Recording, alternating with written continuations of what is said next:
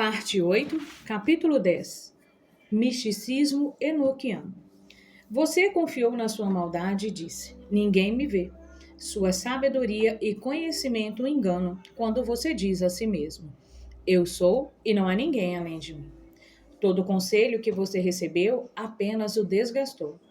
Deixe seus astrólogos virem, esses astrólogos que fazem previsões mês a mês. Isaías, capítulo 47, versículos 10 e 13. O que se pretende com as cerimônias maçônicas de capa e espada, seus rituais misteriosos e suas iniciações subrepetícias? Porque existem dois lados para essa irmandade clandestina, um para a elite e outro para as massas mundanas. Porque havia e ainda há necessidade de sociedades secretas de cobras? Como acontece com todas essas formas furtivas de religião, a verdadeira face está sempre escondida sobre um véu de mistérios e mentiras. As sociedades e religiões especiosas são sempre forçadas com rituais cerimoniais, alguns secretos e outros para consumo público. Já lemos que Enoque, filho de Caim, introduziu pela primeira vez cerimônias, rituais, alegorias secretas e outros misticismos na pura maçonaria antediluviana. Consequentemente, Enoque, o mau, mudou a ordem de acesso ao conhecimento sagrado, estabelecendo uma elite selecionada para acumulá-lo e preservá-lo. Enoque, o mau, foi alternativamente registrado como Uana, o grande sábio da Mesopotâmia que viajou com os Anunnaki, Nefilins, e foi um dos 7 sombrios cobras sábios, um dos deuses construtores de que falaremos mais tarde, e que ajudou a transferir o conhecimento antediluviano para a época pós-diluviana. Hermes fez parceria com Nimrod, rei de toda a humanidade naquela época, desencadeando um renascimento do misticismo no início da era pós-diluviana, que era espiritual e visivelmente físico em sua aplicação. Por favor, aprecie que as lendas de York e Anderson atribuem a Nimrod o estabelecimento e a aplicação da primeira constituição para o misticismo pós-diluviano renovado. Tanto Nimrod quanto seu povo, os descendentes de Cã, junto com os descendentes de Jafé, foram conferidos por escritores posteriores com a responsabilidade de corromper completamente as ciências já corrompidas. Os filhos de Noé se rebelaram contra Deus, preenchendo a forma espúria da maçonaria com um sistema abrangente e secreto de rituais conhecidos como os mistérios. As lendas da arte registram que os caldeus e os magos mais tarde propagam essa forma alternada de misticismo após a dispersão, que foi então exportada para o Egito e então o restante do mundo conhecido. Esta linha de pensamento permanece consistente com as outras lendas registradas na maçonaria, desde que se observe as informações na perspectiva escritural correta derivada da Tabela das Nações, os registros históricos de Adão a Abraão, registrado em 1 Crônicas 1 e Gênesis 10. Nimrod desceu de Cush, o filho de Cão, junto com Misraim, Put e Canaã. Misraim foi o antepassado dos egípcios, enquanto Put foi o fundador dos argelinos, líbios e outros norte-africanos. Cush não só gerou Nimrod e seus descendentes, os acadianos, assírios e babilônios, mas também outros descendentes de Cush que migraram para a África, misturando-se com as nações da África Negra. Os confusos clãs cananeus, é claro, foram os precursores do povo de Tiro, os hititas, os amorreus, os jebuseus, os sidonitas, os heveus e outros da região da Palestina. A Confederação Amorreia incluía 7 diferentes nações cananeias que ocuparam a Terra da Aliança. Os clãs cananeus se espalharam reivindicando as terras de Sidom em direção a Gerar até Gaza e depois em direção a Sodoma e Gomorra. Ademais, Zeboim até Lacha. Todos os descendentes de Ram tornaram-se defensores fervorosos das religiões místicas antes do advento do Islã. Os descendentes de Cã, não por coincidência, também se tornaram arqui-inimigos de Israel. Jafé foi a semente para a maioria das sociedades do norte do Mediterrâneo da antiguidade. estendendo-se até as terras dominadas pelos celtas na Europa. Incluídos entre os descendentes de Jafé estavam os gregos e romanos, que, junto com todos os outros descendentes de Jafé, também avidamente apoiaram e nutriram formas dispares de religiões místicas, todas baseadas no modelo desenhado do Egito por Hermes. Especificamente, os romanos eram um Quitim, filho de Javã, filho de Jafé. Os romanos eram parte dos filhos de Javã, que primeiro migraram para Chipre como povos marítimos. Magog também era descendente de Jafé, um personagem que desempenhou um papel proeminente na fundação dos celtas, gálatas, gauleses, troianos, sármatas e citas. É a forma de misticismo de Hermes que é mencionada quando se afirma que a maçonaria moderna está enraizada em mistérios pagãos que incluem rituais e cerimônias religiosas. Esses rituais e cerimônias incluíam a adoração secreta, que era marcada como mistérios ou misticismo. As lendas da arte demonstram que a maçonaria acredita que o misticismo foi inventado no Egito, mas esta é uma simples confusão. Hermes primeiro inventou a forma renovada de misticismo em Babel e depois a levou com ele para o Egito, onde assumiu um estilo de misticismo ligeiramente diferente dos caldeus. Mas Hermes foi o pai de ambos. O misticismo egípcio era famoso por suas cerimônias e rituais secretos, projetados para ensinar doutrinas para levar os crentes ao sabaísmo, a adoração do sol, da lua e das estrelas, a religião de Enoque, o mal. As doutrinas, conhecimento e deuses secretos eram conhecidos apenas pela ordem das cobras secretas. Romanos e gregos fizeram exatamente o mesmo. Isso era muito comum em todas as religiões politeístas, desde as da Índia até os druidas. Os druidas cultivavam conhecimento arcano e sabedoria sagrada. Eles foram fundamentais para a sua educação celta. Pensa-se que o druida é derivado de dar, que significa carvalho, e o id, que significa escondido, conhecimento oculto, secreto ou ilícito da criação. Como Hermes, os druidas intercederam como oficiais religiosos entre este mundo e os deuses. Eles recebiam e mantinham o conhecimento do passado, presente e futuro, agindo como guardiões da tradição e do conhecimento celta. Esta é a razão pelo qual o Dr. Oliver afirma que a maçonaria estava empenhada em comunicar doutrinas abstrusas da religião e filosofia. O sigilo era a chave para essas religiões. A adoração secreta foi chamada misticismo. As verdades religiosas estavam e estão ocultas nos rituais e cerimônias secretas, protegendo-as da inspeção comum. Eles foram e são apenas ensinados em sociedades secretas, conhecidas apenas pelos iniciados.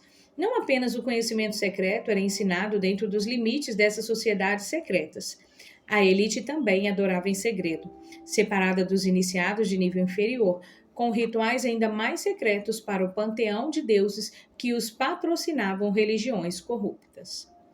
Os segredos deveriam ser guardados em sociedades secretas para ensinar apenas a elite, pois o conhecimento contido no coração da religião era considerado impróprio para ser ensinado ou conhecido pelas massas ou iniciados inferiores.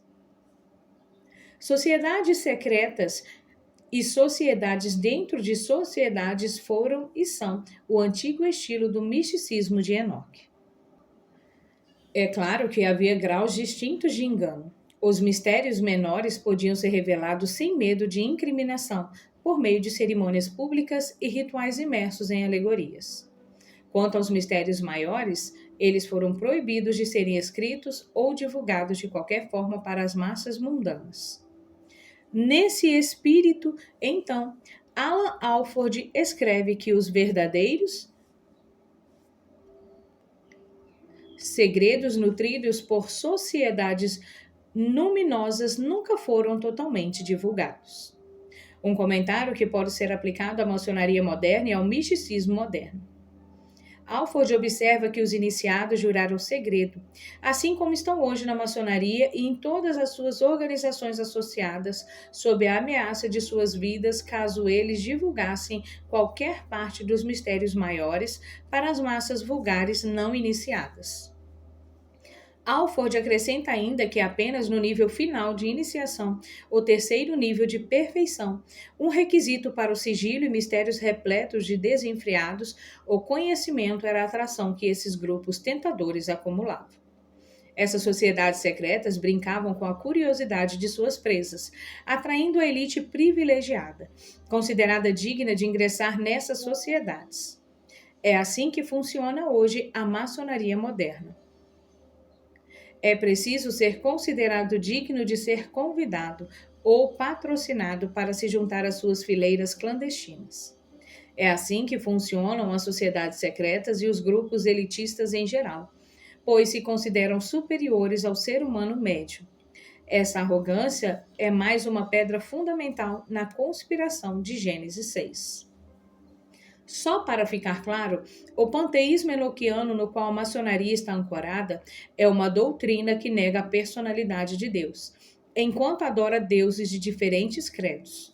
O panteísmo despersonaliza Deus para uma força vital universal, para uma energia impessoal. Esta força vital universal é pura energia e acredita-se ser o pai da criação. Alegorizada como Deus, Buda, a força, Yahvé e outros, foi a singularidade e o ponto de unicidade que deflagrou o Big Bang. Panteísmo, de acordo com Webster, é derivado da raiz panteão, definido como um templo de todos os deuses e como uma mitologia completa. A palavra panteão é derivada de duas palavras gregas, pan, que significa todos, e theos, que significa Deus. O panteísmo não é compatível com religiões monoteístas. A Bíblia não afirma definitivamente que os anjos caídos e provavelmente muitos demônios, espíritos imortais dos nefilins originais, são os falsos deuses adorados nas religiões pagãs e panteístas. O Alcorão afirma que os descendentes, os descrentes pós-diluvianos, no entanto, restabeleceram de forma rebelde supostos iguais a Deus em suas novas religiões, ignorando quantas gerações tinham acabado de ser destruídas antes deles pelo dilúvio por adorarem ídolos e falsos deuses. O Alcorão observa ainda: no dia em que ele os reunir, dirá aos anjos: foi vocês que essas pessoas adoravam? Eles responderão: eles adoravam um jin. A maioria deles acreditava nele. O Alcorão é muito claro para não estabelecer qualquer ser, não importa o quão poderoso para ser igual a Deus. O parceiro de Deus ou o parceiro sexual feminino de Deus, pois não existe tal ser ou possibilidade de um ser tão poderoso e onipotente quanto Deus. Deus não toma esposas, nem qualquer forma de contrapartes femininas, nem procria descendência sexual de qualquer espécie. Deus apenas fala e é. Somente aqueles que vão queimar no fogo do inferno, anjos caídos, jin, demônios e aqueles que os seguem, afirmam que Deus tem parentesco com os jins e ou com os anjos caídos. Os jins são seres feitos de fogo sem fumaça antes de Adão. Estes são os seres no paganismo são considerados iguais a Deus, embora Deus os tenha criado. O Alcorão provavelmente está se referindo a seres mencionados na Bíblia como servos, anjos que são chamas de fogo, enquanto os ventos são seus mensageiros /anjos. Salmo 104, versículo 4, e observe Hebraico 1, verso 7. Os jins são seres invisíveis e malignos atribuídos a cada profeta, mensageiro por Deus para mantê-los humildes. O objetivo do jin, conforme permitido por Deus, é seduzir um grande número de humanos para longe de Deus para que sejam julgados com o fogo do inferno. Os jins não podem mais entrar no céu, que é protegido por jins por guardas de polpa equipadas com poderosas estrelas cadentes. Os jins são seres injustos que não acreditaram que Deus criaria uma ressurreição para a humanidade. Parece claro, então, que o Alcorão distingue anjos caídos de anjos leais como sendo jin, e assim os demônios nefilins eram os filhos de jin, a provável raiz do gênio. Na verdade, Iblis, ou Satã, é conhecido como jin, bem como um dos falsos deuses do paganismo. No entanto, é possível que jin possa incluir a descendência de anjos que podem ter acasalado com outros anjos para criar um inferior deus semelhante aos demônios. O termo misticismo e suas palavras religiosas genitivas foram derivadas da palavra mística e são definidas pelo Webster das seguintes maneiras: relacionado a ou contendo mistério, envolvendo um significado sagrado ou secreto revelado apenas para uma mente espiritualmente iluminada. Aquele que busca uma relação direta com Deus em elevado sentimento religioso ou êxtase. Misticismo, a doutrina dos místicos e um esforço para alcançar a comunhão espiritual direta com Deus. Mistificar, tornar misterioso, obscuro ou secreto. Enigma. Mística, um conjunto de crenças ou atitudes que se desenvolvem em torno de um objeto ou associadas a um determinado grupo ou culto. Os mistérios foram criados para ocultar e ensinar aos iniciados duas grandes verdades. Junto com os segredos das 7 ciências sagradas e outros conhecimentos ilícitos do céu, que deveriam ser mantidos em segredo das massas. As duas grandes verdades eram: 1. A unidade de Deus e 2. A imortalidade da alma em uma vida futura. As traduções das duas verdades são muito simples e consistentes com a definição de panteísmo e miticismo. A primeira verdade, a unidade de Deus, representada pelo olho que tudo vê, ou o olho de Osíris, retratada com destaque na nota de $1 americano, no topo de uma grande pirâmide, é a força vital universal não pessoal e não uma única entidade. Deus onipotente proclamado por religiões monoteístas. O olho que tudo vê, entretanto, também conhecido como Deus Sol alegórico, é apenas um símbolo do Criador, o Deus oculto, arquiteto do céu e da terra. Este é o segredo que supostamente muda todas as mentes preconcebidas junto com o conhecimento ilícito do céu. A segunda verdade, a imortalidade da alma, é comumente conhecida como reencarnação. O indivíduo está em um caminho evolutivo para a divindade, onde eventualmente essa pessoa também se juntará ao panteão de deuses. Esses princípios eram um tema comum em todas as religiões místicas e panteístas, do hinduísmo ao misticismo celta. A morte de Osíris simbolizou sua mudança de rei mortal para um deus imortal. Esta é a alegoria da doutrina da vida futura. O iniciado recebeu todos os segredos necessários para navegar no submundo da morte, para que ele também assegurasse uma vida após a morte bem-aventurada, culminando no renascimento. Certamente, um segredo digno o suficiente para manter longe das massas mundanas. As religiões místicas geralmente dividem a evolução espiritual terrena do iniciado em 3 partes conhecidas como graus. O terceiro grau é o nível de evolução espiritual conhecido como perfeição, onde todos os mistérios foram revelados e completados e o segredo dos segredos é revelado. O iniciado só aprende mais sobre as verdades sagradas à medida que escala o zigurate espiritual, a sociedade secreta. Alguns subdividem os 3 níveis ou graus em muito mais graus ou níveis, como o ramo escocês da maçonaria moderna, no qual existem 33 graus, mas, essencialmente, os 3 graus permanecerem intactos, assim como o rito inglês da maçonaria mantém os 3 graus com perfeição. Reconhecendo que o conhecimento sagrado é retido nas sociedades secretas, não se deve considerar o conhecimento sagrado codificado como surpreendente.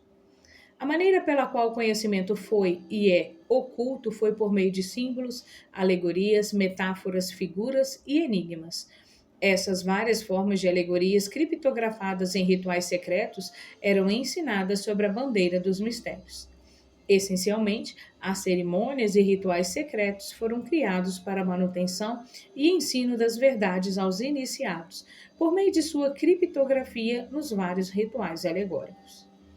O propósito de empregar as alegorias era esconder as verdades daqueles que não merecem, as massas mundanas, enquanto permitem que os merecedores decodifiquem e entendam as verdades. Leguminismo. Leguminismo é a prática oculta de esconder a verdade dentro do texto superficial ou símbolos na arte, que só são compreendidos por aqueles dentro da arte. Símbolos como aquele na literatura do Santo Graal, em muitas pinturas de Da Vinci, especialmente a Última Ceia, e os símbolos obscuros na maçonaria. O estilo discriminativo de misticismo e sua iniciação foi intencional, de acordo com os registros do Kraft. As sociedades secretas se protegiam das massas por meio de rituais secretos e alegorias, nos quais a iniciação era completada a caminho da perfeição e a divindade certamente se seguiria. Os iniciados acreditavam que estavam protegendo o conhecimento sagrado daqueles que não o mereciam, que geralmente eram os pobres. Eles acreditavam, de acordo com as lendas maçônicas, que era impróprio ensinar às massas o conhecimento sagrado. Portanto, o sigilo era uma obrigação. Foi assim que o estilo ritualístico dos mistérios surgiu em torno do conhecimento corrompido do céu. Consequentemente, Nimrod foi o primeiro grão-mestre que elaborou a primeira constituição dos maçons. As lendas de Anderson York apoiavam o ofício primeiro, estabelecendo leis apropriadas sobre Nimrod em Babel, o pós-diluviano. Os mistérios, entretanto, baseavam-se inteiramente nos mistérios antediluvianos que foram gravados em escritos hieroglíficos inventados por Enoque. Deve-se esperar o esforço conjunto de todas as religiões místicas e organizações de nossa era moderna para reacender a apresentar um esforço total e unido em um futuro não tão distante, para reacender a rebelião contra Deus, que ocorreu pela primeira vez na época de Noé, e depois novamente na época de Nimrod e a Torre de Babel. Essa convergência harmoniosa se combinará com as chamadas instituições seculares de governo, conhecidas como Nova Ordem Mundial, quando o governo mundial será a pedra angular da sobrevivência e evolução da humanidade para a divindade. As instituições seculares que apoiam o governo mundial, do qual os maçons são parte integrante, farão parceria com uma nova religião panteísta global, trazendo todas as religiões e governos sobre o mesmo guarda-chuva, assim como era no tempo dos Nefilins e Nimrod, reencarnando Gênesis original 6, conspiração. A futura religião global proposta para a mesma religião mística de eras passadas, apenas os iniciados etilistas terão o privilégio de conhecer as verdadeiras doutrinas do núcleo. Para o público, uma forma pastoral de politeísmo será promovida, assim como o culto público na antiguidade era baseado no politeísmo supersticioso. Mais uma vez, haverá uma forma pública de adoração, completa com os mistérios menores, onde todos os deuses são bem-vindos. E depois há a forma privada ou secreta, conhecida como os mistérios maiores, que é reservado apenas para os adeptos. Cada deus pagão da antiguidade tinha adoração secreta paga a eles, assim como eles farão no futuro, bem como a forma pública de adoração que foi e será projetada para esconder do público os verdadeiros deuses adorados. Satanás e seus rebeldes anjos.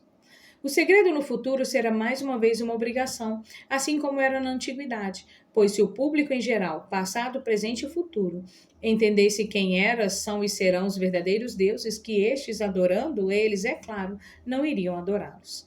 É um engano final atrair a humanidade para longe do Deus verdadeiro. A ilusão vem em todas as formas, assim como no passado. Fornecer um exemplo não é tão difícil. Lembre-se, a corrupção do conhecimento sagrado tem o objetivo de atrair e enganar pessoas para longe do Deus verdadeiro e adorar Satanás e os anjos caídos e rebeldes. A sétima ciência sagrada é reconhecida como astronomia. A corrupção da astronomia levou a astrologia, ao estudo das posições e movimentos dos corpos celestes para determinar sua suposta influência sobre o destino dos homens. É a ramificação corrompida da forma pura da astronomia. Da mesma forma, as outras 6 ciências sagradas foram corrompidas da mesma maneira. A astrologia é um derivado da palavra astrólogos que aparece em Isaías, onde os babilônios são associados aos astrólogos, que eram astrólogos impotentes e prognosticadores mensais. A astrologia também era conhecida por estar associada a mágicos, feiticeiros, caldeus, sábios e adivinhos. A astrologia também tem uma conexão com sábios ou magos que viram a estrela de Jesus e podem ter sido um culto de astrólogos. A Babilônia relacionou estreitamente as estrelas com os deuses para enfatizar seu impacto nos assuntos humanos. Na verdade, o sinal usado pelos babilônios para distinguir o nome de um deus era o sinal de uma estrela. Ir Seguir as estrelas em busca de orientação era considerado idolatria para os escritores bíblicos. O profeta Samuel igualou os dois em uma denúncia de Saul. A astrologia assume que o Deus verdadeiro não controla a história, mas que a história é governada por deuses pagãos revelados no movimento dos planetas. Os maçons acreditam que os astrólogos estavam comprometidos com a verdade e a iluminação, assim como os magos e adivinhos, junto com os brahmanes, druidas e filósofos dos gregos e romanos. Claramente, as escrituras consideram a astrologia como uma forma corrompida da astronomia, assim como a maçonaria defende a astrologia como uma extensão da forma pura das ciências. Agora, Enoque descobriu o zodíaco, a partir do qual a astrologia se baseia. Enoque também é atribuído pelas lendas das artes como sendo o originador da adoração das estrelas com ritos religiosos. Ele iniciou festivais e sacrifícios ao sol nos períodos em que o sol entrava em cada um dos signos zodiacais. Embora a astrologia hoje não seja levada a sério por um grande número de pessoas, muitos ainda refletem sobre ela e se maravilham. Há um número seleto de potentados poderosos que levam a astrologia muito a sério, vivendo suas vidas em torno dela e infectando o máximo possível com ela. A astrologia se tornará ainda mais popular com o passar do tempo. É uma força enganadora usada para afastar os humanos de Deus. Astrologia é panteísmo para consumo público dos mistérios menores, levando as pessoas às estrelas e falsos deuses associados a essas estrelas.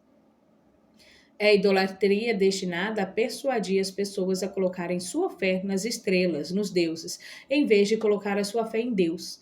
É a negação do poder do verdadeiro Deus e o reconhecimento do falso poder de Satanás e seus anjos caídos. Maçonaria, teosofia, gnosticismo, crenças da nova era e misticismo são os fornecedores contemporâneos das edições antediluvianas. O fim dos tempos será marcado com vários sinais luminosos no céu noturno. Signos astrônicos serão traçados pelos astrólogos das forças místicas ocultas para enganar as massas ingênuas do mundo, para que as forças espúrias possam incitar a rebelião contra Deus, levando assim ao julgamento de fogo. Astrologia e misticismo formaram a religião antediluviana rival de Enoque. O mal em seu sentido mais puro. Foi imposto por meio da tirania patrocinada pelo Estado ao mundo antediluviano. Esta época foi impregnada de corrupção, idolatria, misticismo e panteísmo. O misticismo foi criado pela posteridade de Caim, através do patrocínio dos anjos caídos, e foi passado aos nefilins para aterrorizar a humanidade daquela época. Cainitas, misticismo e os nefilins eram o eixo de 3 partes do mal, patrocinado por anjos caídos. Este antigo eixo do mal colocou a era antediluviana de joelhos por meio da rebelião, que por fim trouxe o dilúvio sobre as suas civilizações enigmáticas.